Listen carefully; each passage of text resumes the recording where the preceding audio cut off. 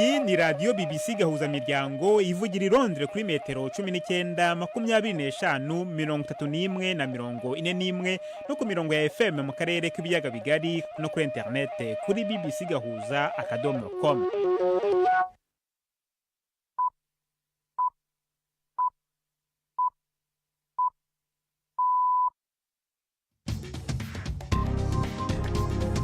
Ubu ni saa 10 n'igice ku isaha mpuzamahanga ya GMT, ni saa 12 n'igice ku isaha yo mu Rwanda no mu Burundi. Muri studio muri kumwe na Jacques Niyitegeka.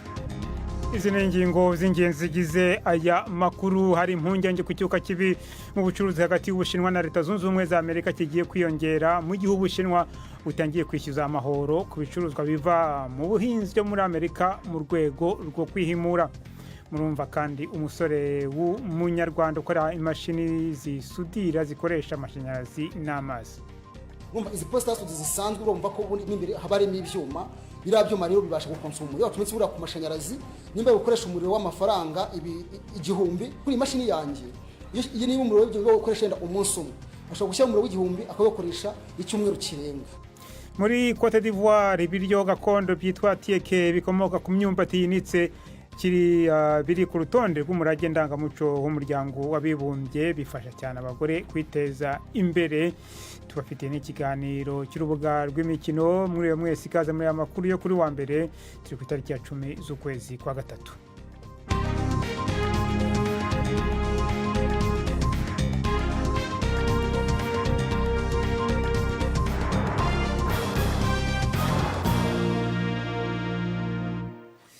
Amakuru ku buryo burambiye ni mu kanya Prudence Ngyumva amaze kutugezaho muri make amakuru y'ingenzi avugwa hirya no hino ku isi.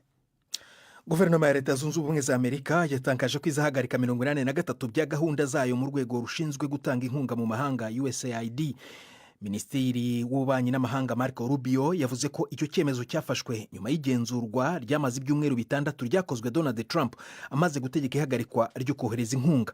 Anyuze ku rubuga nkoranyambaga rwa X rwahoze ruzwi nka Twitter, Rubio yavuze ko izi mpinduka ahubwo zatinze gukorwa kandi ko zizakora amateka. Yavuze ko amadolari abarirwa muri za miliyari yakoreshejwe kandi nta ntego y'inyungu za Leta Zunze Ubumwe za Amerika irimo. Amerika nk'umuterankunga uruta abandi ku isi yafashije mu gihe cy'imyaka myinshi yashize kugabanya ubukene, inzara no kuzahura amajyambere ku isi. Minisiteri y'ingabo muri Syria iravuga ko yarangije ibikorwa bya gisirikare mu ntara ya Latakia na Tartus ziri ku nkombe y'inyanja nyuma y'uko abasivile babarirwa muri magana biciwe n'inzego z'umutekano za guverinoma nshya. Nyamara nubwo hatangajwe ihagarikwa ry'ibyo bikorwa bya gisirikare, hari amakuru avuga ko hari imirwano mu bice byo mu byaro muri utwo turere. Perezida w'agateganyo Ahmed al-Shara yavuze ko azashyiraho akanama kigenga ko gukora iperereza kuri ubwo bwicanyi bwakorewe mu bice bishyigikiye uwahoze ari Perezida Bashar al-Assad. Dufata nk'ubugizi bwa nabi icyo cyose gihamagarira canke kirondera kubiba amacakubiri muri Syria dukunda. Ibikorwa nk'ivyo nta kibanza bifise muri twebwe. Syria hamwe n'ibiyigize vyose izoguma yunzwe n'ishaka ry'abanyagihugu bayo hamwe n'ingufu z'igisirikare cayo. Ntituzokwemerera uruhande na rumwe gukinisha ubumwe bw'igihugu canke guhungabanya umutekano w'abanyagihugu. Dushingiye kuri ivyo twatangaje ishingwa ry'umugwi ujeje kumenya ukuri uzotohoza ku vyabaye, ababikoze bashikirizwa ubutungane kandi wereke ukuri abanyesiriya kugira buri wese amenye abari nyuma y'ibi bikorwa vy'ubugumutsi n'ubugambanyi. Leta Zunze Ubumwe za Amerika n'Uburusiya byahamagaje inama y'igitaraganya mu kanama k'umutekano ka Loni kugira ngo haganirwe kuri ubu bwicanyi. Igikorwa gikomeye cy'ubutabazi kiri gukorwa ku nkombe z'uburasirazuba bw'Ubwongereza nyuma y'uko ubwato bunini bwa Amerika n'ubwo muri Portugal bugonganiye mu nyanja izwi nka North Sea. Umuyobozi w'icyambu kiri hafi aho yavuze ko ikibatsi gikomeye cy'umuriro cyabonetse mu kirere igihe ubwato buzwi nka Stena Immaculate na Salongo bwasekuranaga. Umwotsi mwinshi uvanze n'umuriro biri kuzamuka biva mu bwato bwombi. Abantu barenga 30 batabawe bajyanwa ku nkombe. Abari muri Stena Immaculate bose baracyariho. umuyobozi w'umuryango w'ibihugu bikora ubutabaranyi mu rwego rwa gisirikare mu Burayi na Amerika OTAN aravuga ko uyu muryango utazemera ko haba icyuho mu rwego rw'umutekano muri Bosnia ahakomeje kuvugwa izamuka ry'ubushyamirane mu duce twiganjemo ba nyamwinshi b'abaserbe bashaka kwitandukanya n'ahandi hose ku gihugu. Igihe yari mu murwa mukuru Sarajevo, Mark Rutte yavuze ko atazemera ko amahoro yagezweho mu buryo bukomeye ashyirwa mu kaga. Nibyo impungenge z'ikibazo cy'umutekano ndazumva, ariko reka ibintu bisobanuke. Ntabwo turi muri 1992 kandi ntituzemera ko hongera kubaho igihungabanya amahoro. Umuryango mpuzamahanga urahari kandi ufite ubushake bwo gukomeza gufasha cyane, harimo no kubinyuza mu ngabo z'Uburayi zashyiriweho Bosnia na Herzegovina ndetse na NATO. To continuing our strong support, including through EUFOR and NATO. Ariko Rutte yavuze ko bizaterwa n'abategetsi mu rwego rwa politiki muri Bosnia bagomba gukemura ibyo bibazo. Urugendo rw'umuyobozi wa OTAN ruje mu gihe abategetsi b'igice cy'abaserbe gishaka kwitandukanya bagaragaje kubuza polisi ya Bosnia n'inkiko zayo gukorera mu turere bagenzura tuzwi nka Republika Srpska. Aya makuru ya BBC. Muri Repubulika ya Demokarasi ya Kongo abahoze ari abategetsi ku bwa Perezida Joseph Kabila basabwe kwitaba umushinjacyaha wa gisirikare. Nubwo nta mpamvu isobanuye yatanzwe, ubushyamirane bwa politike bumaze iminsi bwarazamutse cyane kubera intambara y'umutwe wa M23 mu burasirazuba bw'igihugu. Perezida Felix Tshisekedi uherutse gushinja uwamubanjirije ku butegetsi gufasha inyeshyamba za M23 zimaze igihe zifata uturere dutandukanye. Kabila we yahakanye uruhare urwo ari rwo rwose mu ntambara y'inyeshyamba, ananenga uburyo Tshisekedi ari kwitwara muri aya mage. Ubwongereza n'Ubudage byasabye Israel kugarura amashanyarazi i Gaza. Ibi bihugu byatanze gasopo ko icyemezo cyafashwe ku cyumweru cyo gukata umuriro gishobora kurenga ku nshingano za Israel zikubiye mu masezerano mpuzamahanga agenga ubutabazi. Ubudage bwavuze ko ibi bishobora gutera kandi kaga. Israel ivuga ko icyemezo kigamije kotsa igitutu gikomeye Hamasi ikarekura abandi bantu basigaye bafashwe bugwate. Abari mu biganiro ku ruhande rwa Israel bategerejwe muri Katari mu biganiro byo kongera igihe cy'agahenge i Gaza. Jacques. Urakoze Prudence Ngiyumva.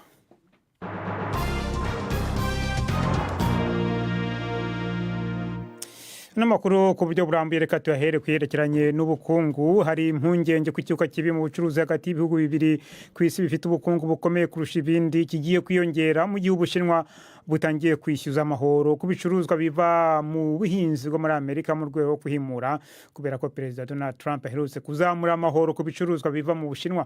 Kuva yagera ku butegetsi mu kwezi kwa mbere, Bwana Trump yashyizeho amahoro menshi ku bihugu bikomeye bisanzwe bihahirana na Amerika birimo Ubushinwa, Canada na Mexique. Avuga ko byananiwe guhagarika bimukira binjira muri Amerika mu buryo butemewe n'amategeko ndetse n'ikiyobyabwenge cyica cyane cyitwa fentanyl. Ni inkuru ya Laura Bika mukizwa na Robert Patrick Misigaro. Amakuru ya mbere y'Ubushinwa yo ku rugero rwa 10 na 15 kwijana ku bidandazwa vya Amerika nk'inyama z'inkoko, iz'inka, iz'ingurube, ingano hamwe na soya yatanguye gushigwa mu ngiro uno munsi. Beijing yasubirije Amerika mu ndumane nyuma yaho Bwana Trump agwirije na kabiri amakori ku bidandazwa z'Ubushinwa agashika ku 20 kwijana. Ubushikiranganje bw'Ubushinwa bujejwe imigenderanire n'amakungu bwabandanije kwihagarara ko kandi bwarahiye ko buzohangana gushika ku iherezo ry'ingwano y'urudandaza canke iyindi ngwano iyo ariyo yose na Leta Zunze Ubumwe za Amerika. Izi ngingo zo gusubiriza mu ndumane ziraza gukora cyane ku turere two mu vyaro ahagwiriye abashigikiye Trump, ariko Beijing iracafise inyifato isa no kwigumya kugira hashobore kuba ibiganiro na Washington.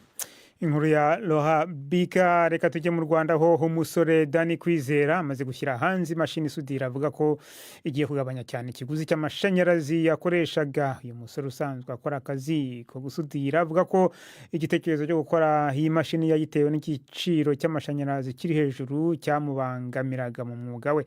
Ni imashini ikoresha amashanyarazi ariko akunganirwa n'amazi, bikaba bituma igiciro cy'umuriro yaguraga kigabanuka ku rugero rwa 50%. Nyuma yo kubona imashini ya mbere ikora neza, Kwizera ngo yatangiye kuzikora mu bucuruzi ku buryo hari izimaze kugera ku isoko kandi ngo zikaba zinashimwa n'abazigura. Umunyamakuru wacu Jean Claude Mwambutsa yaramusuye ategurira inkuru ikurikira. ahandi ni mu murenge wa Kigabiro w'akarere ka Rwamagana, naho iyo mwumva ni imashini isudira, ni ukuvuga ifatanya ibyuma bitandukanye. Iyi ni imashini yakozwe n'umunyarwanda Dani Kwizera ukomoka mu karere ka Rwamagana. Ni imashini itangaje kuko ikoresha umuriro w'amashanyarazi n'amazi icyarimwe, mu gihe izisanzwe zikoresha ingufu z'amashanyarazi gusa. Ubwo namusuraga mu karere ka Kigabiro, Kwizera yansobanuriye uko iki gitekerezo cyaje. Nsoje kwiga nashatse kuba nagura imashini, ariko mbona imashini ziri ku isoko zihenze. Icyo gihe imashini yari ihendutse yaguraga 250, mbona amafaranga ari hejuru ntabasha kubona. Sinzi ko nashubije ubwenge nyuma, nsanga hari isomo twize toronkome muri chemistry, ndavuga nti ariko nta buryo umuntu ashobora kuba yakifashisha buriya buryo twize toronkome, nkaba nabutekerezaho, ubwo noneho nkaba nabushyira muri pratique. Ntangira kuyikora, abantu baturage bati ni ibiki, ati dani none ibintu yakoze. Iminsi igisha, noneho ntangira kubona abantu batangira kumbwira ati ariko twebwe, nibwo batangiye kunsaba ko nabagurisha kuri za mashini. Imashini zisudira zisanzwe zikunze gutumizwa mu mahanga, zikaba zikoresha ingufu nyinshi z'umuriro w'amashanyarazi kubera ibyuma byinshi bizikoze. Kwizera we ngo yavumbuye uburyo bukoresheje amazi aho kuba insinga zisobekeranye, ibi bigatuma umuriro ugenda ari mukeya. Izi postas zisanzwe urumva ko n'imbere haba harimo ibyuma, biriya byuma rero bibasha gukonsoma umuriro wacumetse buriya ku mashanyarazi. Nimba ukoresha umuriro w'amafaranga igihumbi kuri imashini yanjye, iyi niba umuriro w'igihumbi ukoresha umunsi umwe, ashobora gushyira umuriro w'igihumbi akabakoresha icyumweru kirenga. Byumvikanisha yuko rero nimba mu cyumweru ukoresha umuriro w'ibihumbi wenda 10, ushobora gukoresha umuriro w'ibihumbi 2, ya mafaranga yanduka wayakoresha mu kwiteza imbere. Kwizera watangiye ashaka gukemura ikibazo cy'umuriro wamuhendaga, ubu yatangiye gukora imashini nyinshi ku buryo yabibonyemo n'ishoramari. Imashini yatangiye akora ku buryo buciriritse, yaje gushimwa n'abatari bake. Kuri ubu uyu mugabo w'imyaka 30 akavuga ko amaze gucuruza izisaga 80, kandi zose ngo zikaba zikora neza. Emmanuel Mutabazi ni umugabo ukora akazi ko gusudira muri aka karere ka Rwamagana. Ubwo namusangaga aho akorera muri uyu murenge wa Kigabiro, nasanze akoresha iyi mashini nshya. Iyi ngiyi ngenda yikoresha, hari n'izindi naguriye abana nagiye nigisha bakoresha mu byaro gutyo, kandi nta kibazo kiba kirimo, ndanabasura bakabona nta kibazo pe. Nyuma y'imyaka 3 atangiye kugerageza iyi mashini, Kwizera avuga ko yishimira intambwe imaze gutera. Narishimye numva ngeze ku nsinzi, ariko uyu munsi nsigaye numva mfite ibyishimo birushijeho cyane, kubera yuko ibyo nakoze numva ko bigiye kungira akamaro ngenyine, birimo kugira akamaro n'abandi benshi. Kuko nshye ko umuntu akambwira ngo wazanye igisubizo cyiza, turimo turiteza imbere, ibyo numva binshubijemo imbaraga, bikantera imbaraga nyinshi. Amaze kugurisha izisaga 80, buri imwe ayishyuzaho ibihumbi 50 by'amafaranga y'u Rwanda. Kuri ubu ngo yatangiye ubushakashatsi bwo gukora imashini igezweho igaragara neza. Kuri ubu ari mu bahugurwa ahabwa n'umushinga Hanga Hubs wa Leta y'u Rwanda ugamije gufasha abiganjemo urubyiruko guhanga udushya. Jean Claude Mwambutsa, BBC Gahuzamiryango mu karere ka Rwamagana. Mukomeje kumva BBC Gahuzamiryango, muradukurikira kandi kuri Kisoro FM mu majyepfo ya Uganda.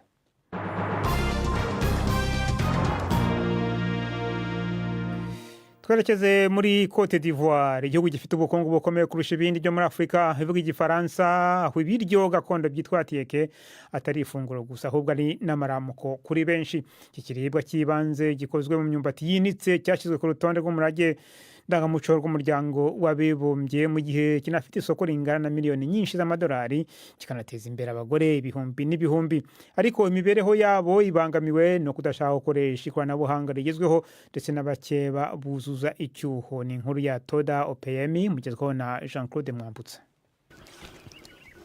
Mu gihe izuba ritangiye kurenga, Nadine Aka arahumeka bimugoye kandi arabira n'icyuya cyinshi. Amaze kuzamuka umuhanda wa kilometero 5 utandukanya umurima w'imyumbati n'agace atuyemo ka Gramorie. Muri iki gitondo yazindutse ajya kubagara umurima we w'imyumbati ungana na hegitari 2. Ku myaka 45, Nadine amaze igera kuri 22 ategura ifunguro rizwi nka acheke. nyuma yaho ntangiriye ubucuruzi bwa aceke nifashisha amafaranga nkuyemo nkita ku bana banjye babiri. Kuri ubu umwe muri bo yarangije amashuri yisumbuye. Ubu bucuruzi bwa aceke nibwo bwamfashije, bwampaye ubushobozi nashoye mu myigire y'abana banjye. Ubwo rero sinabureka kuko mbuhagaritse sinabona ikindi nakora. Abategetsi bavuga ko ibikorwa byo gutunganya aceke bitanga akazi ku bagore bari hagati y'ibihumbi 100 na 200 mu gihugu cya Cote d'Ivoire. Ni akazi ariko nako gafite ingorane zako. Harimo ingorane nyinshi ariko ntituzo twazitura. Ubwo rero nta yandi mahitamo atari ukuzakira. Nk'urugero, iyo nje gusarura binsaba gukoresha ipikipiki ituruka mu gace ko hafi y'umurima wanjye. Nyirayakanyishiza ibihumbi 10 by'amasefa kugira ngo angereze umusaruro ku ruganda. Ku ruganda naho hari imashini 2 gusa. Niba ngiye ku ruganda uyu munsi, nzasubira mu rugo saa 12 z'umugoroba ku munsi ukurikiyeho. Aho nkorera ni kure cyane yo mu rugo, sinshobora gukora urugendo rwa ninjoro. Binsaba kurara ku ruganda. Uyu mugore umupfakazi ubayoboye ishyirahamwe ry'abagore bagera ku 100. Agace batuye ka Gramoriye kari mu majyepfo y'uburasirazuba bw'igihugu, kakaba karabonye uruganda rugezweho rutunganya aceke rwatashywe mu kwezi kwa 12 ku mwaka w'ibihumbi 2023. Gusa abagore bo muri aka gace rwafashaga hafi ya bose baruteye umugongo kubera ruri kure cyane y'aho batuye. Sylvie Quadio, umuhuzabikorwa w'amashyirahamwe menshi y'abagore yo mu karere, akavuga ko iki ari ikibazo cyo kudasobanurirwa. Les lieux ont été suscités par nous-mêmes. Igitekerezo cyawo gushinga uruganda cyavuye muri twe. Umusaruro w'imyumbati ubwawo usaba ubwitonzi bwinshi kandi niwo aceke iturukaho. Hari ibice by'umunsi abaturage baba badashobora guhumeka kubera impumuro mbi. Niyo mpamvu uruganda rwashinzwe hanze y'aho batuye. Ntibasobanuriwe neza, twagomba kuba twarabasobanuriye neza kandi bishobora kuba bitarakozwe neza. Hari n'ikibazo cyo kwamamaza umusaruro aho bamwe mu baranguzi baburirwa irengero kandi batarishyuye ibicuruzwa bahawe. Guverinoma ya Cote d'Ivoire ivuga ko iri gushyiraho ingamba zo gukemura iki kibazo no guhangana n'ibindi bicuruzwa biva ku yandi masoko nk'iry'Ubushinwa, igihugu cya mbere ku isi mu gutunganya aceke. Abdoulaye Traoré ni umuyobozi muri Minisiteri y'Ubuhinzi. Turabizi ko Ubushinwa ata kintu budakora, ariko ivyo ntibiduteye ubwoba kuko hari intambwe twateye. Turi gutunganya ingamba zihera ku musaruro, gukora ibintu bitandukanye, kuvugurura ubuhanga bw'ibanze no gukora ku buryo bwa kinyamwuga. Ibi bikazotuma tugira umusaruro ufise ubwiza bwo ku rugero rwo hejuru. Igihugu cya Cote d'Ivoire gisarura toni zisaga miliyoni 8 z'imyumbati, kimwe cya kabiri muri zo kigakorwamo aceke. Nubwo aceke ifite uruhare rwubashywe mu muco wa Cote d'Ivoire ndetse n'ubukungu bwayo, ahazaza hayo ndetse naho umugore uyitunganya ho harasa n'ahahagaze ku kuguru kumwe. Tube muri Cote d'Ivoire tuze ku mugabane w'Iburayi. Dodi Uwihirwe ni umuririmbyi w'umunyarwanda akorera umuziki wiwe mu gihugu cya Finland. Indirimbo ziwe ziri muzikunzwe cyane mu Barundi mu Banyarwanda baba muri icyo gihugu kiri mu bikanye cyane ku mugabane wa Buraya. Umuririmbyi yahatswe kwiyaka ubuzima kubera ihungabana, avuga ko intumbiro yiwe ari ukuremesha akoresheje umuziki abagira ingorane z'agahinda gakabije muri icyo gihugu bamuka mu karere k'ibiyaga binini kubera kubaho ubonyene. Mugenzi wacu Alain Majesté Barenga yaramugendeye mu gihugu cya Finland ategurira inkuru ikurikira.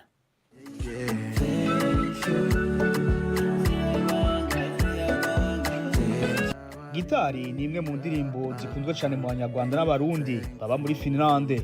Iyo ndirimbo n'izindi z'umuririmbyi w'umunyarwanda Dodi Uwihirwe, no mu baririmbyi bake b'Abanyarwanda bakunzwe muri ico gihugu kizwi nk'igicane cyane kiherereye mu buraruko bw'umugabane wa Buraya. Abarundi n'Abanyarwanda bahaba ntibarenga 1000, ariko buri uko ukwezi gutashe barura mu biteramo biba byateguwe na Dodi Uwihirwe. Yatanguriye umuziki wiwe mu 2009 mu gihugu ciwe c'amavukiro c'u Rwanda, imbere yuko abandaniriza umuziki wiwe mu gihugu ca Finland mu ntango z'umwaka wa 2020. Dodi Uwihirwe yisanzwe gute mu muziki? Natangiye umuziki kera nyiri umwana rwose, niga nko muri primaire mu wa 6 najyaga mbona mama acuranga amakasete y'umuhanzi witwa Filemo niyo mugabo umunsi umwe yanjyanye ahantu mu bukwe hari haririmbyemo umuhanzi witwa Kagambage nyakwigendera ari gucuranga live. Navuga ko aho rero nari naraborotse indirimbo za Kagambage na Filemon nirirwa nziririmba mu rugo. Nyuma rero twari duturanye n'umuntu w'icyamamare w'umunyamideli witwa Dadide Maximo, kuko yakoraga kuri radiyo. Rero twashinze itsinda, njye n'abandi bahungu babiri nanjye wa gatatu dukora itsinda. Aje rero kudufasha atujyana muri studio yitwa TFP, ndabyibuka dukora indirimbo imwe, nuko ninjiye muri studio bwa mbere. Yamara avuga ko icamukomeje mu muziki ari agahinda gakabije katumye ahaka kwiyahura, gutyo yigira inama yo gufasha abandi akoresheje umuziki. Akenshi rimwe na rimwe iyo nkatwe tuba twaraje gutura muri bino bihugu, iyo ukihagera usanga ushobora kugira ikintu kimeze nk'ihungabana cyangwa se nk'agahinda gakabije, ukaba wakwiheba rimwe na rimwe, cyane ko nanjye ndabyibuka nkigera hano ko numva ndiheba ku buryo ariho natekereje kuba nakwiyahura. Nibwo bwa mbere nari mbitekereje, ariko kubera umuziki nyine igihe kinini nabaga ndi kwandika indirimbo, ntekereza icyo ngomba gukora, ntekereza ubutumwa ngomba gushyira mu ndirimbo zanjye, wasangaga umuziki ari nka terapi umfasha. Umuziki rero ushobora gufasha umuntu mu buryo bwa terapi no kuruhuka mu mutwe. Ubu akaba asanzwe ari bitumwa ko mu biteramo cyane cyane by'Abanyafrika mu gihugu ca Finland. Iyo rero hari igitaramo cyateguwe usanga abantu baza, akenshi usanga biba byateguwe na sosiyete y'Abanyarwanda iri hano, cyangwa se n'Abarundi cyangwa n'Abanyakenya cyangwa n'Abagande. Iyo rero bantumiye ngerageza kuririmba indirimbo zanjye, kandi biba ari ibintu byiza ko usanga abantu baba bataherukanye bakongera guhura bakishima, ukabasusurutsa mu ndirimbo. Eka mbere n'abamuka mu karere k'ibiyaga binini baba muri ico gihugu barashingira intahe ibikorwa vyiwe. Hervé Kabushemeye ni Umurundi aba Helsinki, umugwa mukuru wa Finland. Dodi n'umuririmbyi dukunda cyane no muri Finland. Murabona ngaha harakanye, turabona n'umuntu yoduteramisha. Abazungu bari ngaha, indirimbo twumva kenshi n'iz'abazungu, nabo bifitiye ritme idahuye n'imico yacu, bararirimba tukumviriza, ariko tuba dukumbuye nako kantu k'iwacu n'ubwo rurimi rwacu, ururimi dushobora kumva, kuko umuziki w'ahandi w'iwacu ubisa akaranga k'iwacu turawukumbura cyane ino. Dodo Uwihigwe avuga ko indoto yiwe ari ugukwira ibindi bice bya Buraya, cyane cyane uburaruko bwa Buraya mu bihugu bya Swede, Norvege na Denmark, mu gukundisha abarundi n'abanyarwanda umuziki wabo ucuraranzwe mu rurimi rwabo. Helsinki muri Finland, Alain Majesté Barenga. Umuririmbyi Doni Uwihirwe, BBC gahuza miryango, saa 12:52 ku masaha mu Rwanda no mu Burundi.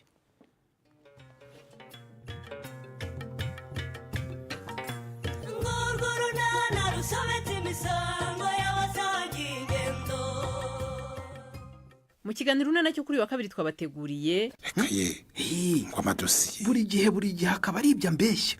Ndumiwe koko. Urumva we ntacyo wakeka koko busho? Ubwo rero navuze nti noneho reka mbicungire. Nakomeje kubaririza nzenguruka mu tubari twose, none dore mbaguyeho hano. Niko se kunumva ibyo bintu bitoroshye. Ariko guza ibintu Stefan arimo kumukora busho ibikize. Ni saa 12:45 kuri BBC. Unoneho n'umwanya w'ikiganiro cy'urubuga rw'imikino. Uyu munsi mwateguriwe kandi mugezwaho na Yves Bucyana. Mwireho neza amakuru y'imikino ndayahera mu Rwanda. Umukino wari utegerejwe cyane wa shampiyona y'igihugu hagati ya APR FC na Rayon Sport ejo ku cyumweru warangiye amakipe yombi anganyije ubusa ku busa. Ni umukino utarunogeye ijisho nk'uko benshi bari babyiteze, unagereranyije n'abantu bagera hafi ku 45,000 uwo mukino wari wahuruje. Ni ku nshuro ya gatatu mu mikino ya vuba aha ayo makipe akinnye agatandukana nta kipe ishoboye kwinjiza igitego. Uko kunganya kuragumisha ikipe ya Rayon Sport ku mwanya wa mbere irusha APR FC amanota 2. mu Burundi naho shampiyona yarakomeje. Ikipe ya Aigle Noir yatsinze Ngozi City 1-0 iyobora shampiyona yonyine kuko Bumamuru yanganyije na Flambeau du Centre igitego 1-1. Ubu Aigle Noir ikabirusha Bumamuru amanota 2. Vitalo ifite igikombe cya shampiyona yatsinze Kayanza United ibitego 4-2. Rukinzo itsinda Le Messager Ngozi ibitego 2-1, naho Musongati itsinda Interstar ibitego 2-1. Musongati yahise iza ku mwanya wa gatatu n'amanota 42. Ku mugabane w'Uburayi mu Bwongereza, umukino wari witezwe cyane hagati ya Manchester United na Arsenal ejo ku cyumweru warangiye amakipe yombi anganyije igitego 1-1. Ibindi reka tubibwirwe na Prudence Ngyumva. Kuba amakipe yombi yarananiwe kwisobanura akanganya igitego 1-1, iyabyungukiyemo mu by'ukuri ni Liverpool kuko byayiha amahirwe gukomeza kwanikira Arsenal, yongera ikinyuranyo cy'intera y'amanota ajya kuri 15 ku rutonde. Kabone nubwo Arsenal yarushaga mu cyaba wayo bigaragara, ariko ntibyayibujije gukina igombora nyuma yo kwinjizwa igitego cya mbere ku buryo butunguranye kuri kufura ya Bruno Fernandes. Goes and scores! He found a... Declan Rice yakuye mu isono umutoza Mikel Arteta wizihizaga isabukuru y'imikino 200 amaze atoza Gunners kuva yatangira akazi muri 2019, yishyura igitego ku muzinga w'ishoti mu gice cya kabiri. Rice scores! Cyakora nta kinini byafashije Arsenal mu isiganwa ry'igikombe kuko ndetse byanashobokaga gutsindwa ikava Old Trafford amaramasa iyo hataba ubuhanga bwa nyezamu David Raya. Hagati aho inota rya Manchester United icumbagira bikomeye muri shampiyona ryayikuye ku mwanya wa 15 ijya kwa 14. Liverpool yatsinze Southampton yaheze ku mwanya wa nyuma 3-1 birimo penalty ebyiri za Mohamed Salah. Ni mu gihe Chelsea yigobotoye Leicester i Stamford Bridge ku kaburembe 1-0 cya myugariro Marc Cucurella, naho Tottenham igombora ibitego 2 yari yatsinzwe na Bournemouth umukino urangira zinganya amanota. Manchester City irangamijwe no kurangiza shampiyona mu myanya 4 ya mbere yo yatsinzwe na Nottingham Forest 1-0.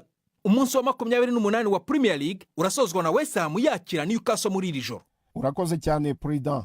Ku mugabane w'Uburayi kandi mu gihugu cya Espagne, umukino wa La Liga wa Barcelona ikina na Osasuna mu ijoro ryo kwa gatandatu warasubitswe nyuma y'urupfu rw'umuganga w'ikipe ya mbere ya Barcelona Carles Minaro Garcia. Umukino wari uteganyijwe gutangira ku isaha ya saa 4 z'ijoro ku masaha yo mu Rwanda no mu Burundi, ariko wahagaritswe hasigaye iminota 20 gusa mbere y'uko utangira. Abafana bari bamaze kugera ku kibuga cya Olympique ya Barcelona mbere y'uko amakuru y'isubikwa atangazwa ku kibaho kinini cyo ku kibuga.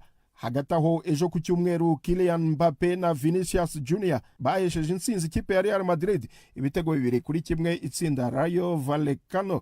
Real yahise ifata Barcelona ku mwanya wa mbere banganya amanota. Ikipe ya Atletico Madrid yo yatsinzwe na Getafe ibitego 2-1.